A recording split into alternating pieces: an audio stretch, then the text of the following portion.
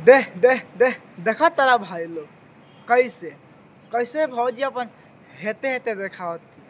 ये देखला के बाद में तुम्हें क्या मन में होता ना, हमें साफ साफ बताओ तुम्हें मन में क्या होता, तब भौजी के नाम पे लाइक करतन कमेंट में जरूर बताइए।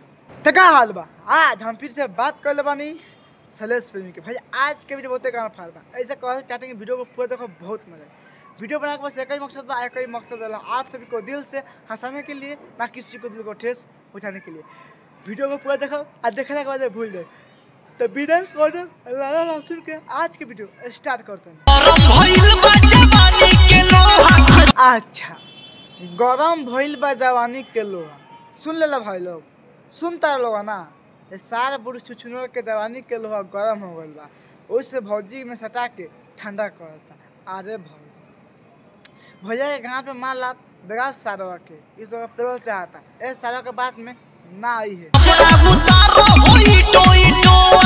वाह रे सार बुढ़ छुछुनर, वाह बहुत अच्छा कि कपड़ा उतार होई टुआ टो, क्या बात है बहन चोद।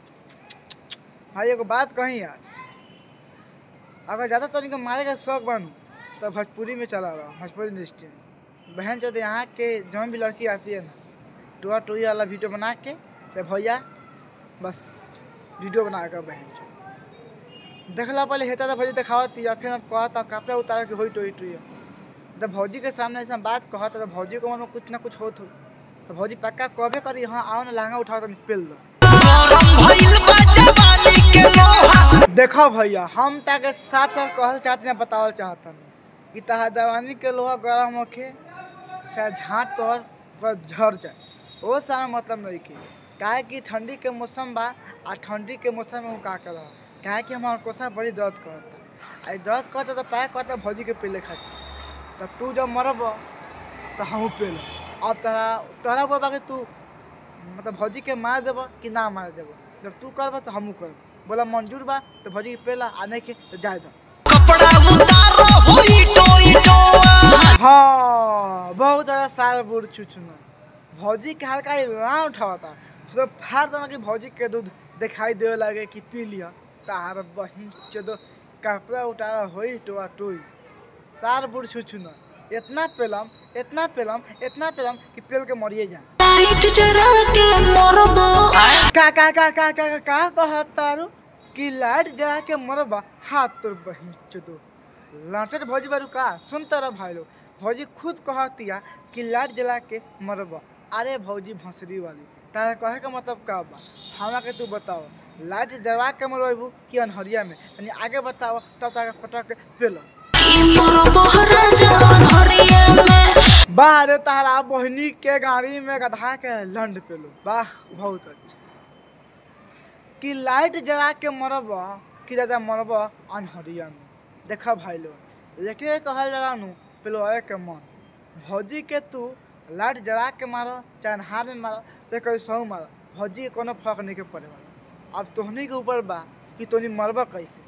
हम तो मारम निहुरा के वो लाइट जला के, काहे कि लाइट जला के मारा तो दिखाई दी, अब मैं लाइट के दिखाई ना दी अंदर गल कि ना गल। हाँ लेकिन पता जरूर लगे, हम तो लाइट जला के मारम। अब तोहनी बताओ कैसे मरबा।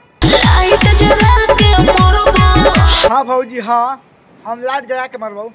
हाँ अन्हार में ना, अन्हार में हम ना हम सच कहता नहीं। देखा भाई लोग, अन्हार में मेरे से ना मारम, हमारे पास छोट, अगर हमारा छोट होता पता कैसे लगी गल कि ना गल, तो हम लाइट जला के मार। लेकिन तो नहीं कमेंट में जरूर बताइए कि भौजी का जरा मारता है लोगन कि मतलब अंधेरा में, ये जरूर बताइए भाई लोगन। तो ये कसम बा अपनापन जवानी की, कमेंट में बताइए भौजी के तू रात के मारता अन्हार में मारता कि लाइट जला के, जरूर बताइए। हम तो नहीं को बहुत छोट बा, हम भौजी के मार लाइट जला के कि पता लगे कि हाँ इतना तो इतना गल। अलान ना चटबू तहारा बहिन चोदो भौजी, सुन तारा कितना खुश हो कहतिया कि लाइट जला के मरब कि मरब अनहरिया में। वाह रे भौजी भंसरी वाली, वाह बहुत अच्छा। ऐसा ऐसा भौजी के हम रंडी बोलते हैं, इसलिए बोलते हैं कि भौजी खुद बोल रही है कि लाइट जला के मरब कि अन्हार में मरब। अरे भौजी हम तो कहते मलान चाट के हिला दे, हम ना पेलबो जो।